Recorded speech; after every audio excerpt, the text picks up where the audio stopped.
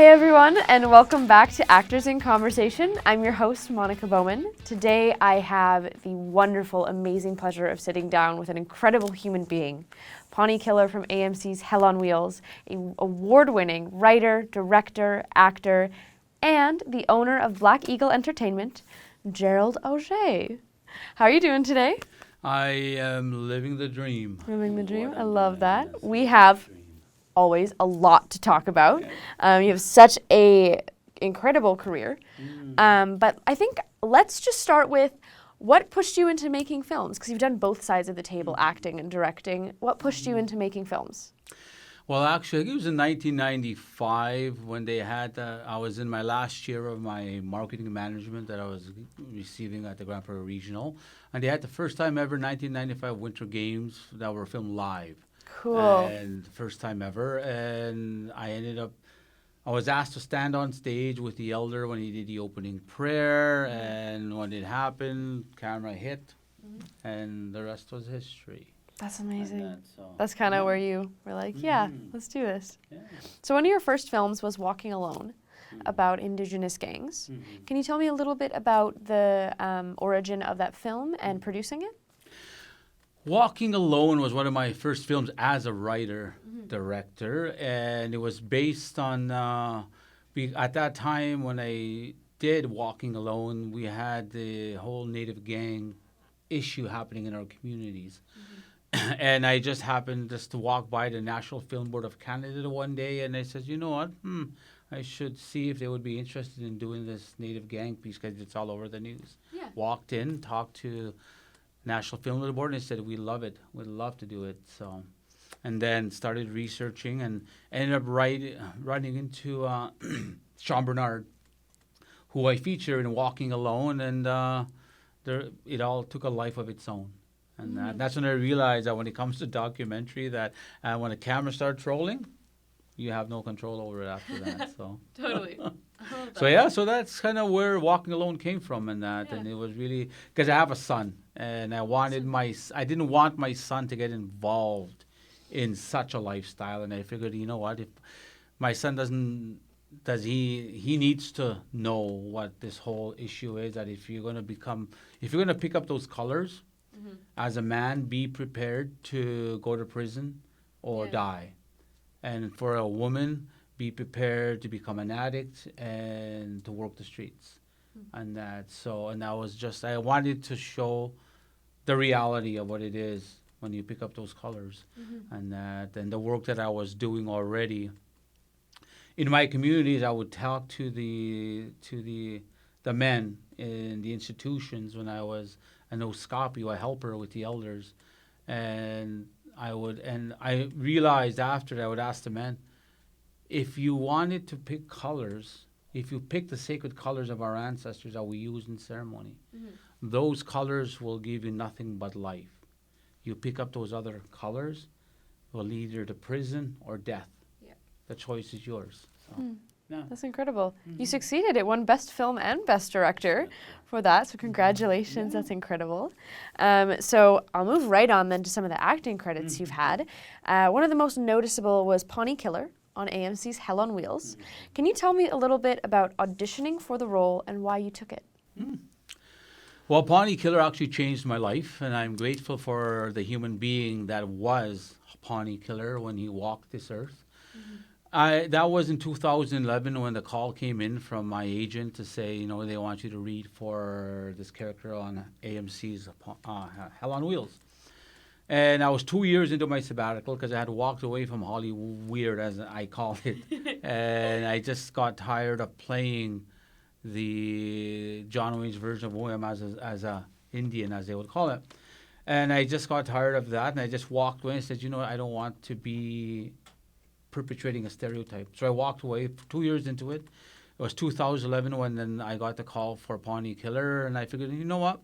Because I was there to really heal from my childhood trauma when I left Hollywood, because I never really dealt with it when I left home, when I did, and going through emotional, mental, sexual abuse as a child.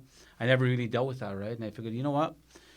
The time when my life was starting to take off and things were happening and it started to move pretty fast and very furious, I got tired of waking up hungover, broken friendships, broken relationships, dope sick, all of that. And I figured, you know what, I don't want to live my life like this. And I figured, but that was a part of it. The other part of it was when the ancestors, the elders had told me, there'll come a day where we will call you back to go back on this road of everything we've been teaching you, because you are to be our bridge in the future, because you speak the white man's language, you walk the white man's world, and you write the white man's word.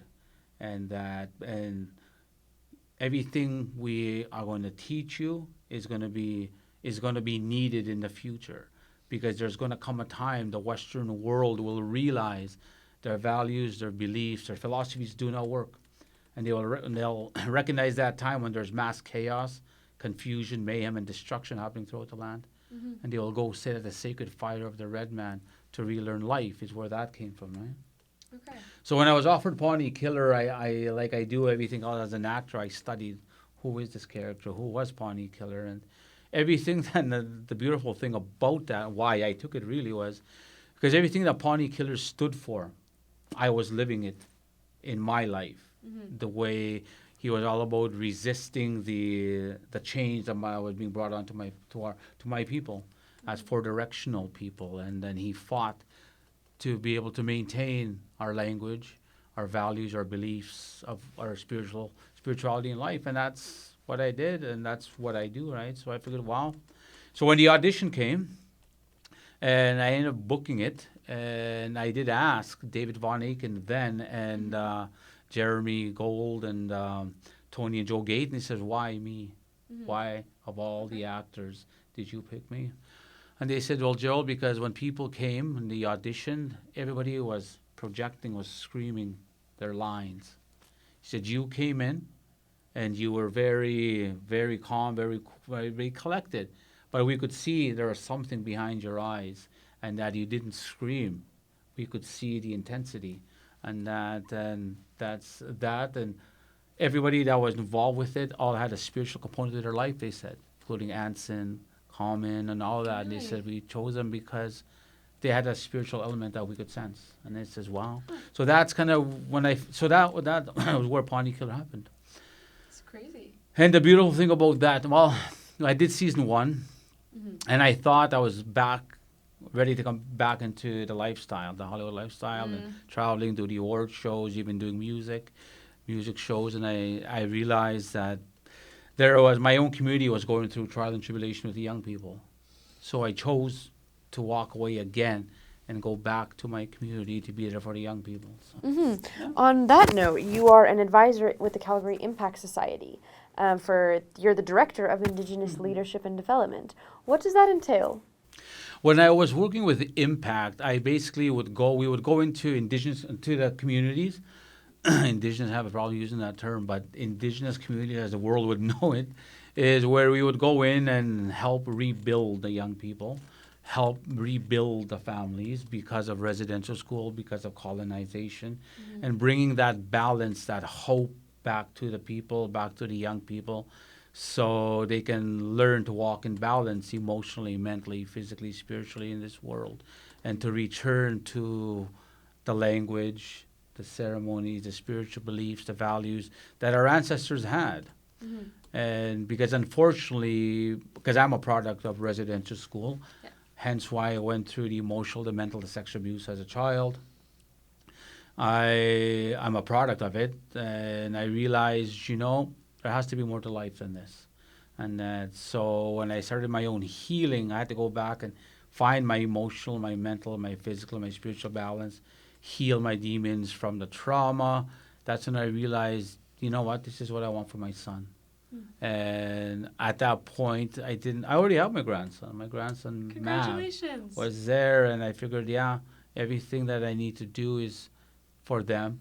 It's for my son, my grandson, and now my granddaughter, baby Brooklyn. So, so that's a part of it, because it's a part of realizing the 6 years in the wilderness, realizing that, I was told by the elders, when my son was born, they said, it's not about you no more.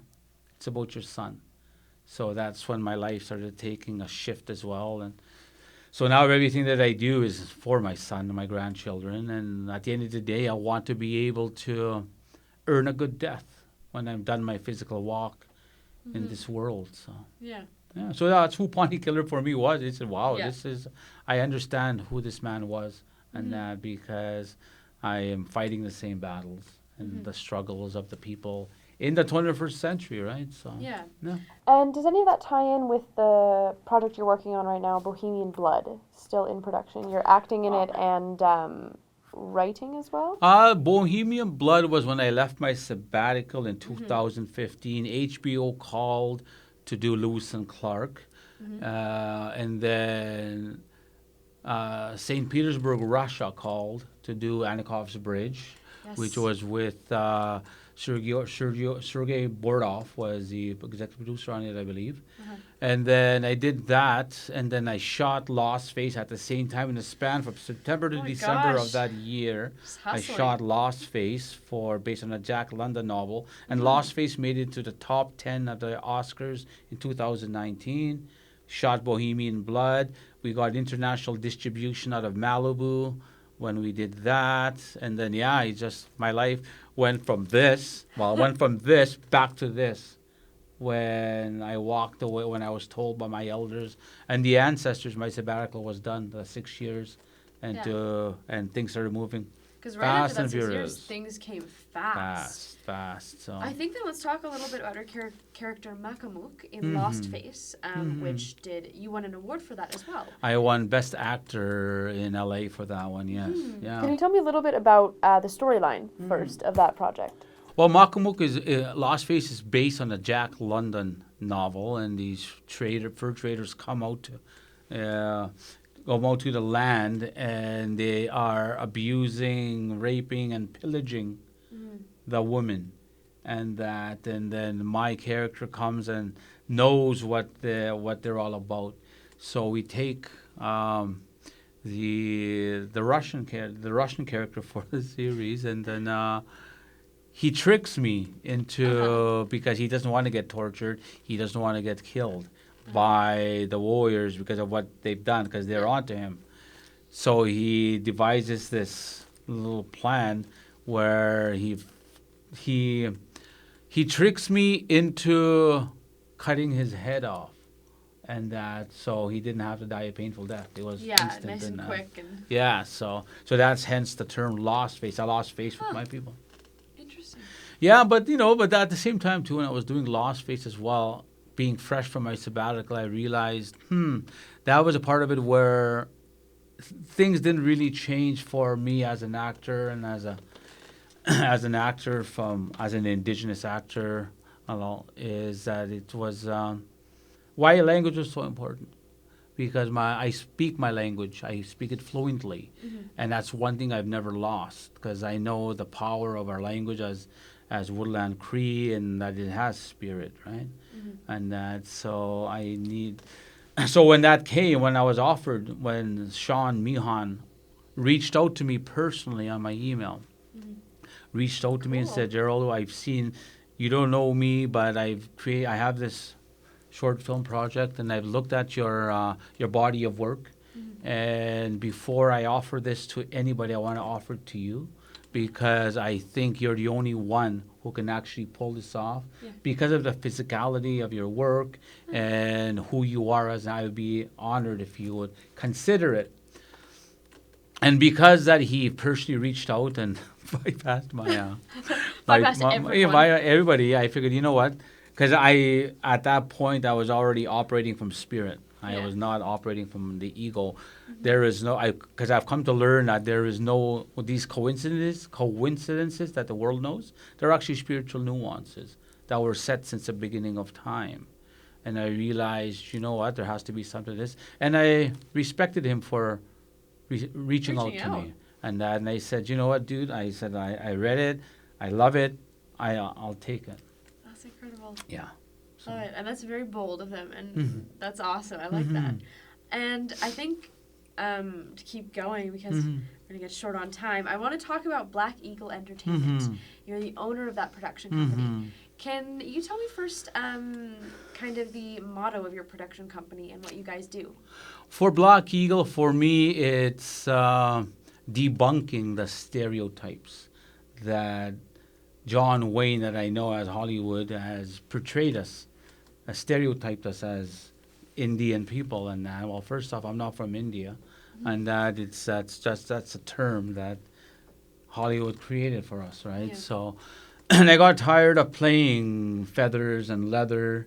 If I was not wearing a feather and leather, I was either a drunk or an addict or an inmate. Yeah. And at that point, I had told myself, and I said, you know what, I don't want to be perpetuating that stereotype, because there's a generation of young people that don't understand who we are as Indigenous because of residential school, because of colonization. And there's people throughout Mother Earth that have never met an actual Indigenous. So what they see on screen is who they think we are, right? Yeah. So in my misspent youth, I was called a dirty welfare Indian one time when I was on the street. And I said to myself, that's not who I am. And so when I look in hindsight, when I look back to everything that happened in my life, it all had to happen that way. To get to the point where Because you it are. made me realize that's not who I am. And that's been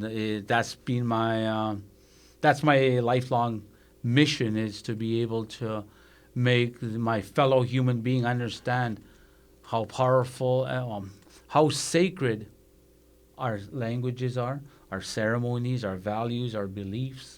And that because in my teachings, the elders had said to me, well, when the European came, they said they were going to civilize the savage.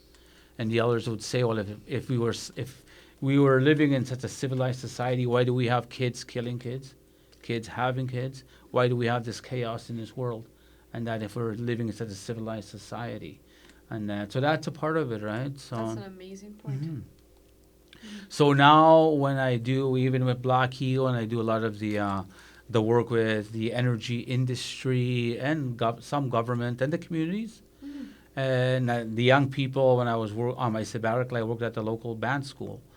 I was teaching the young people, along with the elders I was working with, that the earth sciences, the math, the social studies, the language arts that they were being taught, Yeah. we already had that prior to European contact. Yeah. We had through land-based teachings. And there's a reason why we have a Little Dipper and a Big Dipper in the night sky that we have connected to those constellations. And the earth sciences that they talk about. And we were already astrologists, physicists, geologists, doctors, lawyers. We had our own form of law, traditional law in our communities. So I was teaching these young people everything that they're teaching you. We've already had it, and Just when in the a young, different medium. there's a different, and when they realized, wow, so we were because the geologists that they have are our elders, the doctors that they have are our medicine people, the lawyers that we have are the law keepers in the communities, and the chief and councils that we have are the leaders and the headmen we had prior to. So the social studies that they're being taught it's our way of life, and so it's all of that. And it's the numbers. Numerology has a role in life. We've always had that, and so there's why we, as a four-directional human being, and we understand what those four cardinal directions really mean, and the four stages in life, and the four elements of life, the four medicines. It all has a significance. It's all connected, and it was here since the beginning of time. It was it wasn't something that my European brothers and sisters brought. We already had it, and we continue to have it. 100%. And now they're just finally realizing that everything that our elders have been talking about what's going on in the world and everything else, is that the elders are saying, "Wow, they're finally getting it." Finally Scientists catching are on. finally catching up to what we've always known. Yeah. No. Amazing. I think that brings me to the work you're doing with the hashtag No More John Wayne Indian. Can you tell me a little bit about that? We've touched on it a little bit. Yeah, for me, the No More John Wayne, I know he was an icon in Hollywood, and that he did what he did at the same time, but because, if it wasn't for the J. Silverheels of the world who played what he did in Hollywood at the same time, right? But for me, it's what the 6 years I had to sit out on the land and reconnect with the elders, the ancestors, through ceremonies and through the land-based teachings, made me realize as a father and now a grandfather that there's power in that. And that, but if Hollywood and John Wayne is telling the world that we're savages, that we're always the bad guy, how's my son, my grandchildren going to look at themselves as four-directional people? And that, and I want them to see the true power of our language and our spiritual values and our beliefs, which is why my latest TV series goes against the grain of everything that Hollywood has considered to be storytelling through John Wayne's eyes. For me, I'm telling stories through a spiritual lens, because the spiritual lens comes through the ancestors and the elders that I work with. And again, because of residential schools and colonization, today's elders unfortunately talk about residential school, talk about abuse. The elders of yesterday talked about ceremonies, talked about spirituality, talked about language, land-based teachings. That's how the world we live in now, right? So for me to know more John Wayne is I don't want to be a part of a system or a medium that perpetrates those stereotypes. Why would I tell the world that I am a drunk, that I live on welfare, that I don't pay taxes, that I don't do any of that? Because that's a stereotype. And so that's why even today, actually, I was supposed to, my agent wanted me to read for a native TV series that's going on right now, but I says no, because that series that you're asking me to read for is a part of that stereotype. And they said, I won't do that. Oh yeah, that's awesome. I think that brings me to my next question about this new TV show that you're working on. Can you tell me anything about it? I know it's still kind of in production and under wraps, but all I can say, I'm working with Omni Film Entertainment here in Vancouver, and Omni Film has been amazing to me in the sense of understanding and respecting the authentic protocols and the traditional and spiritual laws that we have as four-directional people and as storytellers. And that, and really what I've created, well, I'm just a conduit for it, because in my 6 years sabbatical, one of the prophecies that I was told was that there would come a time where the matriarch would rise, and that there would come a time there would be a spiritual awakening that would happen throughout the world. And today we know that as the coronavirus. And it's the rise of the matriarch. Yesterday they had the first female vice president in our sistering country, and that's a part of. We're in a time of manifest destiny. We're in a time of prophecy. Yeah. And so what I've created is what I've been told to create is to be able to bring that knowledge, that understanding to the four races of the human family. My black brothers and sisters, my yellow brothers and sisters, my white brothers and sisters, and we as the red people. And that how it's what Crazy Horse had said, one of our foremost leaders had said, I see a time of 7 generations when the 4 races of mankind would gather under a sacred tree of life and come together in unity and healing.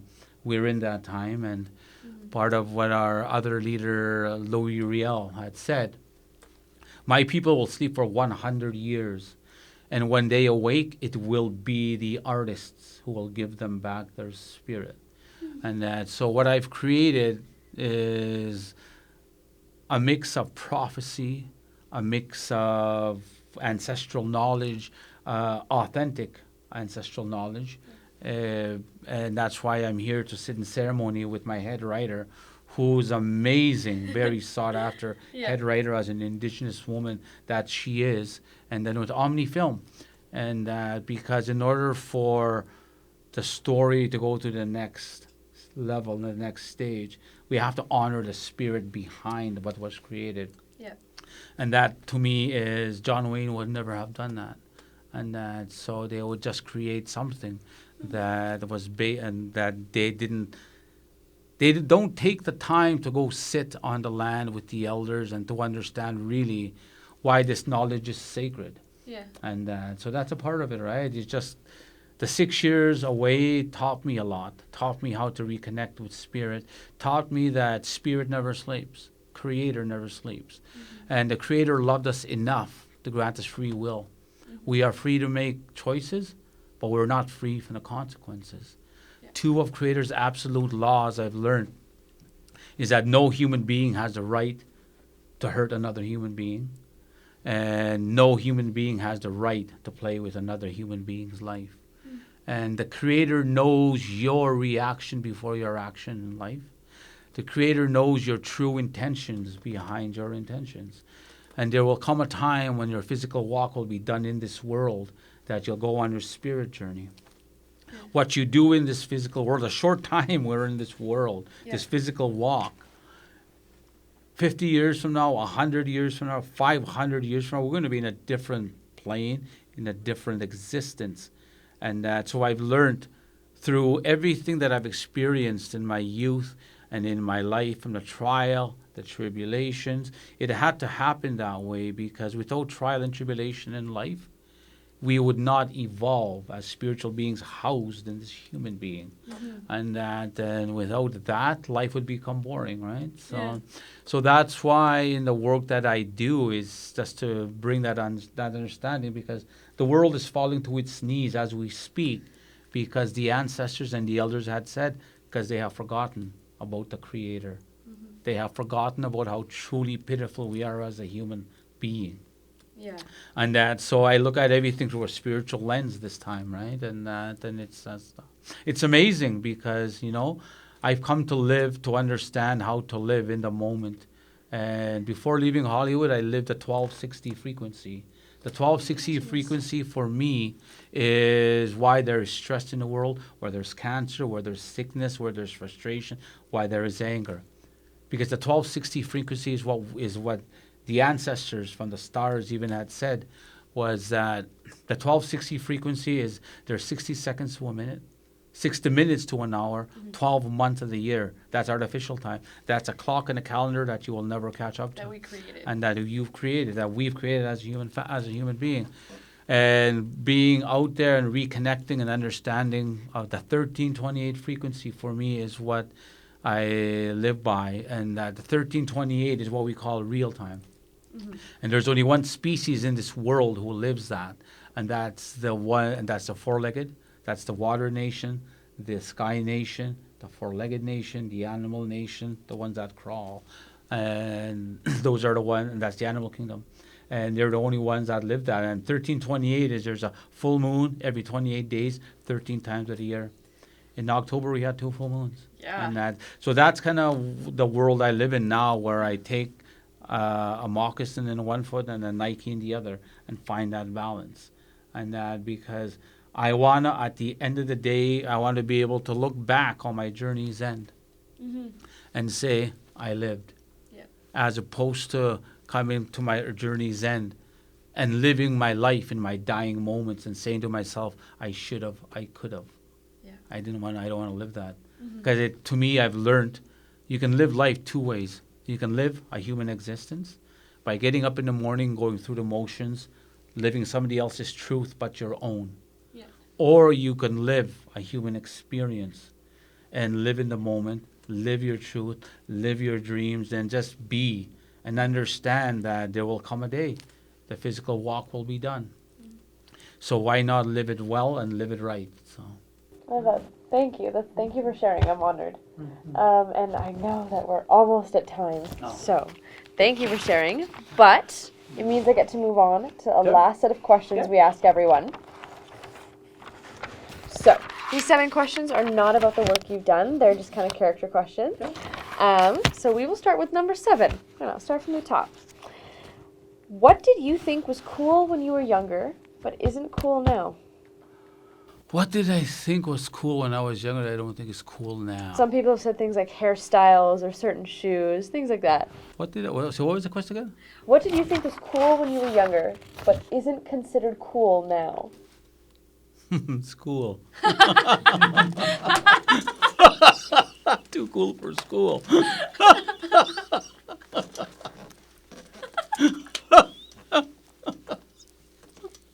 That's my favorite answer so far. I love that one.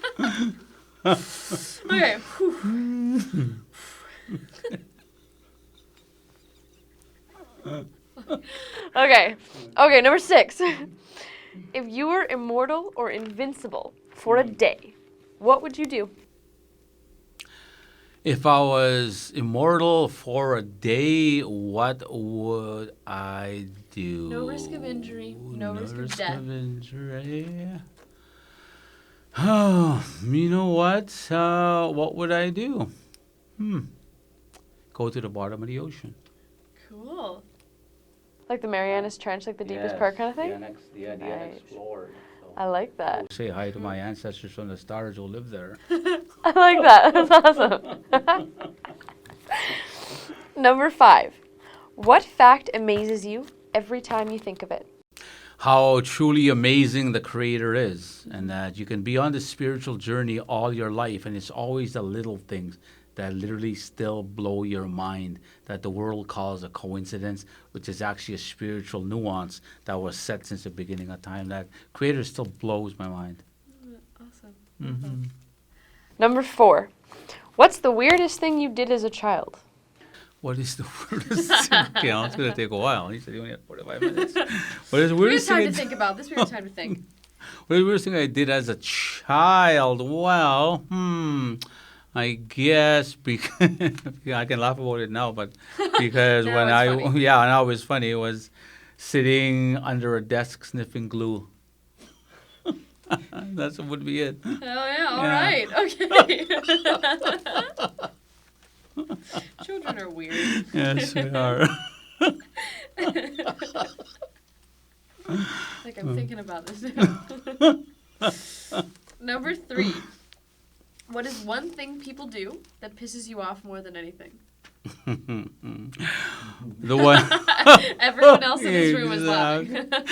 What is one thing that I do that people piss me off about people? The ones that are just, the ones that just are not aware, that are not awake, that are still sleeping and just don't understand common sense. Yeah.